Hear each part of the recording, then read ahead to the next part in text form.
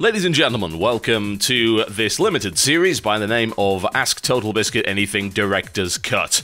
This is a series of videos that I'm making based on the AMA I did on our subreddit, r/cynicalbrit, on the 29th of September. What is an AMA? It is Ask Me Anything. The format being that you open up the floor for questions from pretty much any Reddit user, and you answer them over the course of however many hours. Now, I answered about 300 of these things, which makes reading it a little bit tricky. It's an incredibly lengthy AMA, and you can go and read it if you like. There's nothing wrong with that over at r/cynicalbrit on Reddit. Or, alternatively, you can watch this series of videos. Now, what I'm going to do in these videos is I'm going to recap my answers as well as the questions, and I'm also going to add more information, because let's be honest, typing out that many questions is pretty painful on the hands, so this gives me a chance to talk a little bit more about the answers that I gave. What's the difference between this and a mailbox? Well, the fact is that most of these questions were not necessarily directly related to games, so these are not the kind of questions that I would usually answer in a mailbox. That said, I will be doing them in the same style as a mailbox, as you might imagine, and you've got gameplay footage in the background just to keep you busy. Alright, let's kick it off. We're going to go top to bottom, because otherwise there's absolutely no way I'm going to be able to keep track of all of this stuff. So, the first question came in from Pixels Green that says, what do you miss the most and the least about living in the UK? Certain aspects of the food, certainly. Bread is really good in the UK. In the US, it's actually stuffed full of all manner of stuff. I'm doing a low-carb diet at the moment, which seems to be working fairly well. I'm down from 250 pounds initially to 233, so bread isn't really a factor in my daily life anymore. But when I was in the UK, I would eat a ton of delicious wholemeal bread, like Hovis. I think there was something called Deliciously Different Tasty Wholemeal that I used to eat all the time. It was really, really good bread, absolutely delicious. And some of the stuff with grains and seeds in it was okay as well, especially when you toasted it. I was actually a toast fanatic. I don't think many people really know this, and that probably contributed significantly to my weight. I think that many people, especially in the UK, who eat a ton of bread, just don't really realize that bread is chock full of carbs and actually does make you fat. I think if I hadn't already figured it out shortly beforehand, my exposure to the Scott Pilgrim vs. the World movie would have been the first time they'd ever heard that bread makes you fat. Who knew? You know, I was brought up thinking that bread is healthy, as long as, of course, it's wholemeal bread, and to some degree it is. You know, it's high in fiber and things like that, but it is also high in carbohydrates, and if you're not burning that stuff off, then it has a tendency to linger around in your system and bulk you up somewhat. Now, in the US, bread tastes like cake. I don't know why. I have a feeling it's got something to do with the amount of sugar, or more accurately, high fructose corn syrup that they put in absolutely everything, which is a horrible thing. It actually gives me headaches, if you can believe that. I try and avoid anything in the US that has a large amount of high fructose corn syrup in it. Now, the bread here is just disgusting. If I want to buy bread, then I will buy Jewish rye. That's generally the best way to get the bread experience, or alternatively, make your own in the bread maker that I happen to have there. But again, I have no interest in eating bread anymore. I've pretty much got it completely out of my system, which is good. You know, I don't think that it's great to eat bread, and I replaced it for the most part, if I needed it at any rate, with these very high fiber, carb conscious tortillas, which are absolutely fantastic. I also miss being able to buy flavored water for less than $1 bajillion a bottle over here. When I used to go to Asda, I was able to buy this lemon flavored water. It's Sicilian lemon flavored water. It was Asda's own brand, and it was about 60 pence for 2 liters. Here I have to, mostly, if I want still water rather than sparkling, I've got to drink Propel, which is much, much more expensive. It's good. I mean, it's nutrient enhanced. It's 0 calories a bottle, no carbs, no nothing. You know, it's a really great drink, but it does cost a lot more, and it comes in smaller bottles, so it becomes a bit of a pain in the ass to actually regularly buy this stuff. Now, I do miss curry. I don't think there's really any doubt about that. Good curry is just so hard to find over here. We did find some in San Francisco, because that's a great place to find any kind of food. But around here, there's maybe one curry place that is not exactly great, and they just don't have the variety of northern curry takeaways or curry restaurants. You could get a great curry in Newcastle in the northeast. Around South Shields, actually, is pretty legendary as a town that has some great curry places, and rightfully so, because it does. But unfortunately, the stuff I find around here is a pay limitation. They've started importing stuff like pataks and a few of the other basic jars of curry, but it's not exactly ideal, and getting a fresh curry, well, that's something completely different. Now, if there's one other thing that's getting somewhat political that I miss, in fact, actually the next two things are political, that I miss about the UK is that people in the UK actually accept healthcare as a basic human right, and coming to the US from the country of the NHS is really weird, because there are literally people that don't think that. Now, in the UK, we just accept that the NHS will actually take care of us if something goes wrong with our bodies. We don't begrudge people for getting sick. Although there is a group of people that do get very upset about overly obese people that cost the NHS a lot of money due to their own fault or whatever. But it's very, very odd. It's a huge culture shock, and I think that any European that moved to the US could definitely understand that. It's just like, what? You don't accept this as a basic human right? Our taxes and our national insurance pay for the NHS, and the NHS will provide us with what we need. We have set prescription costs. If we need to get a prescription, it's going to cost us £7 for the prescription. And that's just flat rate. Now, over here, I have to pay hundreds of dollars a month for medication for some members of my family, and that is with insurance, which to me is just flat out bizarre. I don't want to get too in-depth about it because, again, this is not a political channel, but I can definitely say that it is a culture shock to see the difference of opinion between some people in the US and people in the EU, Canada, and many parts of the world. Now, on the same token, one thing that I really do not miss has got to be apathy. People in the UK in general just do not give a damn about what's actually happening in their country. They're not politically active. They're also very easily misled by yellow journalism, which causes a very temporary flare-up of misplaced anger, or indeed a made-up flare-up of anger. Fury over this is a very common thing in UK newspapers, and it's very, very rare that there's actually any fury whatsoever. Maybe they found a couple of 75-year-olds in an old people's home that had nothing better to do with their time than get very, very cantankerously angry about something that really doesn't affect them. Also, I've got to say that the weather really, really sucks in the UK. As many people are aware, 80% of our days are overcast, so that somewhat affects our mood, although I've got to say that I will take the rain in Newcastle over the humidity of North Carolina at the height of summer any day of the week. It is like walking out into a horrible, sticky swimming pool without any of the benefits of a swimming pool. Oh, it's oppressive. You walk out and the air feels thick, it feels like it's clawing at your face, and God, it really affects your skin as well. It's really not nice. I also don't miss the chavs, by the way. Or chavas, as we used to call them. It's interesting that the rest of the UK picked up the term chav. Well, we used to call them chavas, and I, to some degree, still do, but most people don't even know what that actually means. I gotta say, living in a suburban area in England, you do get a lot of them, and they are a nuisance at best, downright criminal at worst. Here in North Carolina, living in a good development means you just won't see people like that. You don't get those kind of people around the place. Sure, you'll see douchebags every now and again, but honestly, they're nowhere near as bad as chavs. Chavs are pretty horrendous and, quite frankly, a plague upon both our houses. Holy Christ, 8 minutes on one question? Yeah, this is going to be a director's cut. You're in for the long haul, ladies and gentlemen. You don't like reading? Don't worry, because you're not going to have to do that. You're just going to have to do hours upon hours of listening. I just hope that this at least interests you. I guess we'll find after the first few episodes whether it's worth continuing. Alright, next question comes in from Wise2304 that says, how did you and Jesse meet? Now, we knew each other from the WoW radio days, and that was mostly because he actually submitted a song to the WoW Idol contest we did. Oh yes, and most people don't know about this. So, ladies and gentlemen, without further ado, I present you a clip of Raid With Me by Jesse Cox. He entered this into WoW Idol 2009. Raiding away, I don't know what's left to play, I'll raid it anyway. My gear is always one tier above you. Grinding away, I do this almost every day. With me, raid on do I will show off in August.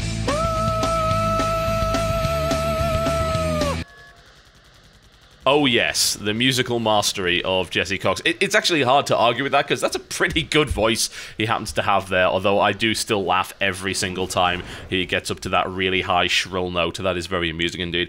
But yeah, I did know him from around that time. Funnily enough, a lot of the stuff that he ended up doing was in the post-WoW radio era. while WoW Radio was going on, he was actually working for 10 Ton Hammer, and he was doing a cast with them, which was not part of WoW Radio, if I recall correctly. And then I think he did a very small amount of work over on OMFG, which was the splinter group from WoW Radio, one of the 3 splinters. There was Cynical Brit, which was just me, and then there was VTW Productions, which was a bunch of the senior guys from WoW Radio, and then there was OMFG, which was pretty much everybody else, and there were hosts that did a couple of shows on OMFG and then just stopped doing them. Jesse, I'm pretty sure Jesse was one of them, and I think maybe they did the 10 Ton Hammer cast over on there briefly as part of a mutual promotional agreement, but that stopped pretty rapidly after that. I only really got talking to Jesse when we worked together on the game station, and what I did first was actually to recruit him. During the Cataclysm Beta era, when TGS was first in its formative stages, things were very, very competitive between TGS and Machinima. Machinima got its knickers in a twist over the fact that, for the longest time, Machinima was pretty much the only gaming network. If you had gaming content, you had to partner with Machinima. When TGS started, that was competition, and there was some argy-bargy, let's just put it that way. If I want to put it in the most diplomatic and British way possible, argy-bargy is probably the thing that I would say, between the 2 networks, and there was partners being poached from one network, there was partners going to the other network, and yeah, it was all over the place. And as one of the founding members, I was tasked with finding new partners that would make sense, and I recruited Jesse because he was my major competition with the whole Cataclysm Beta stuff. It was me and Jesse. We were the 2 guys that were really vying for control of that particular scene. And there were some other smaller channels that I also recruited at the time, like Yogscast. Referring to Yogscast as a small channel, wow, yeah. And once I'd recruited Jesse, it was kind of my prerogative to make sure that he was doing fine with his partnership and things like that. So I naturally got talking to him more after that and represented him to TGS and things like that. So I got to know him over that period there, and then eventually we decided, hey, you know what would be really good? If we were to do a Hyper WTF is on this game right here, Terraria. Let's give that a try, because Yogscast has done a couple of episodes and then kind of abandoned it. It's out now. I need to do an assessment of it anyway, so why don't we collab on it? And then suddenly it was a case of, oh god, people really, really loved that one. If we actually want to have a look at it, we'll look for Hyper WTF is Terraria, and you will find, yes indeed, a wretched hive of scum and villainy. That episode has 556,000 views, which, funnily enough, is significantly less than a lot of the Terraria LP episodes, if you want to call it an LP, and I don't blame you if you do or you don't. It's a talk. I view it as a talk show. I mean, it's very much garbage content. But yeah, I knew him from that, and we decided to make that series, and it went crazy, as you're well aware. And now I can't get rid of it because you get very, very upset. And this was back from an era where I was doing a lot more LP-style content, and I was just trying to make money at the end of the day, just like everybody else. And then I think once we really got the channel established, I said, right, well, you know what, let's focus on more critic stuff, let's focus on being a buyer's guide, let's not go for this whole LP thing, because it's kind of cash-in garbage content. But yeah, that's how we really got to know each other, I think, is over the Terraria series, which would indicate that we, of course, are really, really not 2 people that get along, and that's not true, actually. You know, we're really good friends. I think that amongst the TGS partners, the 2 people I get along best with are Husky and Jesse. And myself and Jesse talk an awful lot outside of the series, and the conflict between the 2 of us on the Terraria series is deliberately playing a role, because that's what you guys find entertaining. Next question from God is an astronaut. Any chance that you're going to sing Christmas songs again for charity? Yeah, I think that's fairly likely, honestly. I'm going to shift focus to doing a lot more songs in general. So those of you who don't know, I have a 26-year-old brother, and he's graduate of music production, and he is pretty damn good at it, quite frankly. He is very good at it. So I think we can make some really good parody stuff, and I would expect to be hearing some of it sooner rather than later. Those of you who don't know, back on WoW Radio, I used to write a lot of parody songs, and I also used to rewrite a lot of the stuff that was done by Terpster, and he was the guy who first started doing the parody songs, and then I got involved in it to help him out with the lyrics, because he had these great ideas, but some of the lyrics and the pacing was not quite there. And also, those of you who don't know, I do have a fairly extensive musical background, so I was able to help out a little bit there. And I like writing parody songs. Once I have an idea, it just kind of pops out easily. Parody songs aren't really that hard to write, honestly, but what you've got to bear in mind when you put one together is you have to evoke the memory of the song. Like, it's going to be instantly obvious what you're parodying, because often the humor comes from the comparison between the two tracks.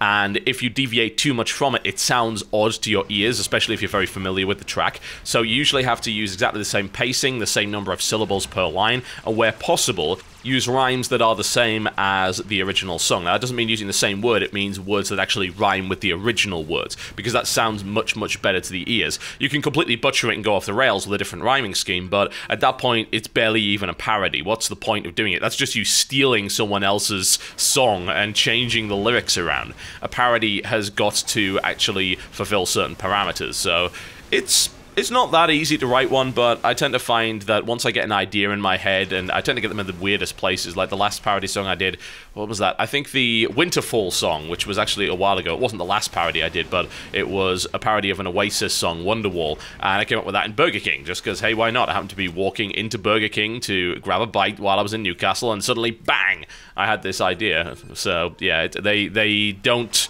appear out of research or anything like that. They just tend to appear out of nowhere. There's a spark of inspiration. But yeah, more parody songs is going to be a good thing, I think. You know, Yogscast do quite a lot of them, and rightfully so. People love parody songs. It's really hard to argue with that, and I think that we could produce some really killer stuff. So yes, you shall be hearing more songs, and that will of course be terrible news to many people, but we'll see how it goes.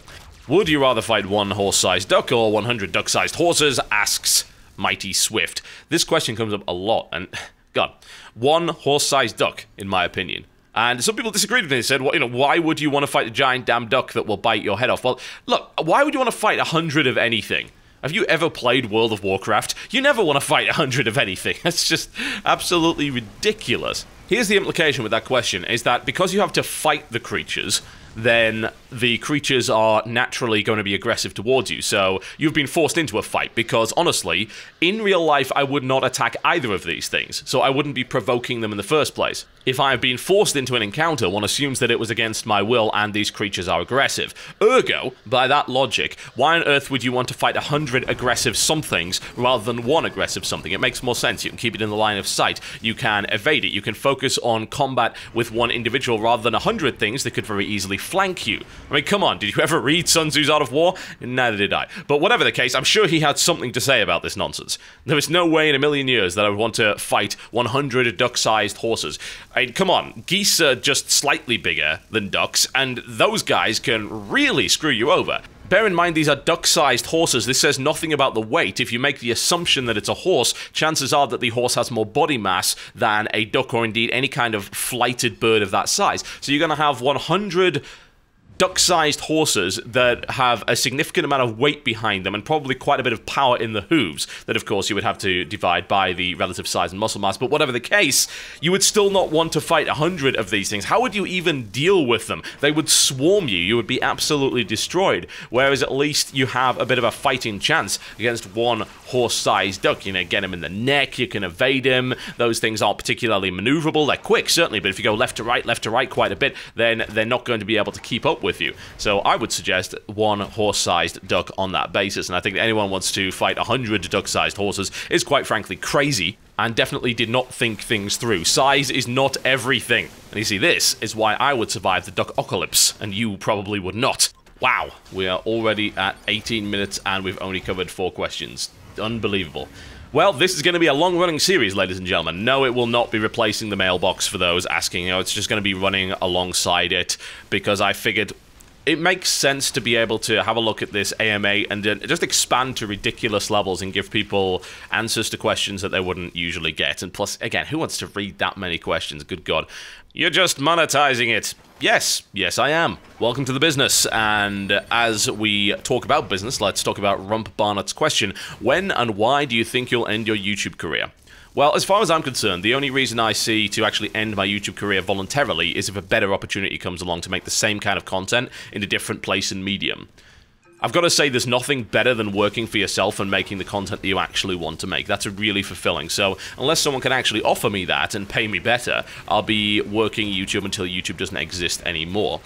Now, I think that many people view YouTube as a stepping stone, and I actually don't like that attitude. I feel that if you are working something, then you should be working it because you actually like it. And I understand the idea of getting a promotion. You know, you start at an entry-level position in a company and you work your way up, but I view it as exploiting your position to use YouTube, and indeed the people that start to follow you as a result, as a stepping stone to move on to something like Hollywood, where of course you're then making a bunch of money, and suddenly the interaction disappears and you can't even remember who it was that assisted you in getting your career going. Now, I've always been a believer in the idea that the reason the channel is successful is because we put good quality content that people want to watch on it. If you build it, they will come. It's not really down to the people that watched it. They're not really the reason for the success, although they are, of course, the metric by which you judge the success. Now, what I wouldn't do is just abandon the people that watch your content on a daily basis. They have made you part of their lives, and you do owe them something. I don't think you necessarily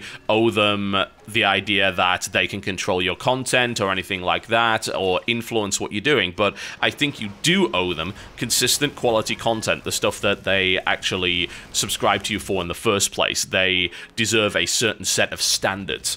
And I think that if you use YouTube as a stepping stone to get into television or to jump into Hollywood, then really you're just exploiting those people in order to get into the position that you want to get to. And I have no interest in getting involved in television or Hollywood. I really don't. This is not a stepping stone for me. This is actually where I want to be with my life. When I was younger, I had aspirations about being a games journalist. And of course, this was floating around with all sorts of ideas. When you're young, you have all sorts of ideas as to what you want to do. I went to school for law. I eventually wanted to become a lawyer, and I lost interest in it probably in the third year. I still graduated. I still have my degree. But by the time I was out, it was a case of, I'm not a fan of this anymore. I'm not really all that interested. I'm much more interested in radio and broadcast, and eventually I was able to take two things that I loved, radio broadcast and video games, and actually turn them into a business. And why on earth would I want to get rid of that? To me, it seems like the only way to go here is up. Continue to use YouTube as a medium to produce content, build a larger company, a larger group of people, and produce better stuff for you lot. And that's really all I would ever want to do with this career. There's nothing else I actually want to do. You know, I'm age 28, and I am where I want to be in my life, which is sadly what a lot of people do not get to say, and I really wish that they did. But as I say, that is the way that the world actually works. Sad but true. So I am really happy where I am, and I think the only way that I would leave YouTube is if there was no YouTube anymore, if YouTube shut down. But even then, I would probably be doing the same thing, and I would move on to something else. I would use a different medium for broadcast, go independent if possible. I'm not sure how we'd even pull that off. I mean, at the moment, that would cost so much money. It's completely outside the realms of possibility. You'd be losing a lot of money because you couldn't properly monetize your content, and indeed, then you'd just end up going bankrupt. But YouTube is an ideal medium for what I do, and I think that being on YouTube is very beneficial to what you do, simply because of the nature of the beast. You stumble across videos on YouTube very easily in comparison to any other website, and I think that this is a good place to be. It's got its problems, you know. We've got videos that take hours to process to 1080p, some of them don't at all, some don't appear in your sub box, all sorts of nonsense like that, but at the end of the day, I'm pretty happy where I am, and I don't see any reason to bring this career to an end really at any point. Alright folks, there you go. That is the first episode of what will be a very, very long Ask Me Anything Director's Cut. Just bear in mind these questions are based on the AMA that I did over on reddit.com/r/cynicalbrit. And that was on the 29th of September.